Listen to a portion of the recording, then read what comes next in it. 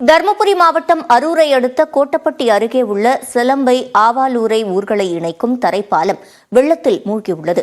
கூடுதல் தகவல்களை நமது செய்தியாளர் சுகுமாரிடம் கேட்கலாம். சுகுமார், இதற்காக தற்காலிக ஏற்பாடுகள் ஏதேனும் செய்யப்பட்டிருக்கா? அதாவது பேஞ்சல் புயல் காரணமாக தருமபுரி மாவட்டத்தில் நேற்று மாலை முதலேயே அவ்வப்போது கனமழையும் மிதமான மழை பெய்து வருது. குறிப்பாக அரூர் பகுதியில் வனப்பகுதியில் அதிக அளவு மழை பெய்துள்ளது. அதாவது தருமபுரி தீர்த்தமலை, கோட்டப்பட்டி, சித்தேரி, சிட்லிங் உள்ளிட்ட மலைப்பகுதிகளில் அதிக அளவு மழை பெய்ததால் காற்றாட்டு வெள்ளம் அதாவது சிலம்பை ஆவலூர் தரைப்பாலத்தை தற்பொழுது மூழ்கடித்து தண்ணீர் சென்று கொண்டிருக்கிறது. இதனால அந்த சிலம்பை கிராமத்தில் மக்கள் அந்த பாலத்தை கடக்க முடியாமல் இன்று காலை முதலேயே அவர்கள் அந்த இடத்துல அத்தியாவசிய பொருட்களை வாங்க கூட வெளியே வர முடியாமல் அதே பகுதியில் நின்று கொண்டிருக்கிறார். குறிப்பாக இன்று காலை அந்த கிராம மக்கள் பால் ஊட்டுவதற்காக சொசைட்டிக்கு வர வேண்டும், அதுவும் வர முடியாமல் அத்தியாவசிய பொருட்களை வாங்க முடியாமல் தற்போது நின்று கொண்டிருக்கிறார். இந்த காற்றாட்டு வெள்ளம் இன்னும் அதிகரிக்கக்கூடும். ஏன்னா மழை தற்பொழுது மலைப்பகுதியில் நிற்கவில்லை.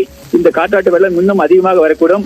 மாவட்ட நிர்வாகம் தற்பொழுது அந்த பகுதியில் யாரும் பாலத்தை கடக்க வேண்டாம் என காற்றாட்டு வெள்ளம் என்பதால் அது வழியாக யாரும் வர வேண்டாம் என அறிவுறுத்தப்பட்டுள்ளது.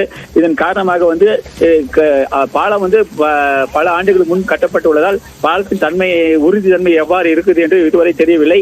மேலும் அதை கடக்குவதற்கு தற்காலிகமாக எந்த ஒரு நடவடிக்கை மாவட்ட நிர்வாகம் இதுவரை எடுக்கவில்லை. விவரங்களை வழங்கியமைக்கு நன்றி சுகுமார்.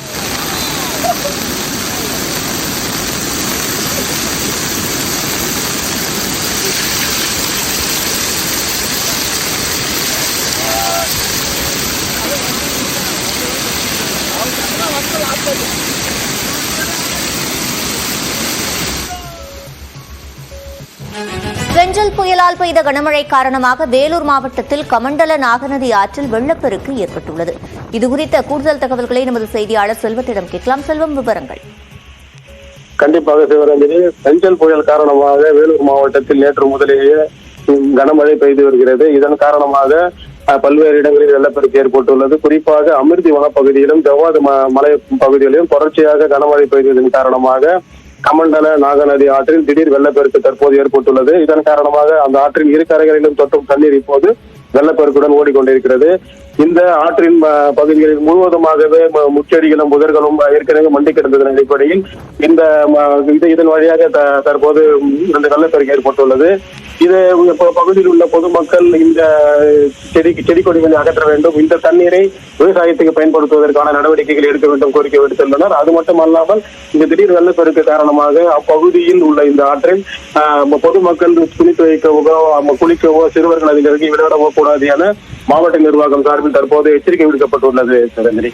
விவரங்களை வழங்கியமைக்கு நன்றி செல்வம்.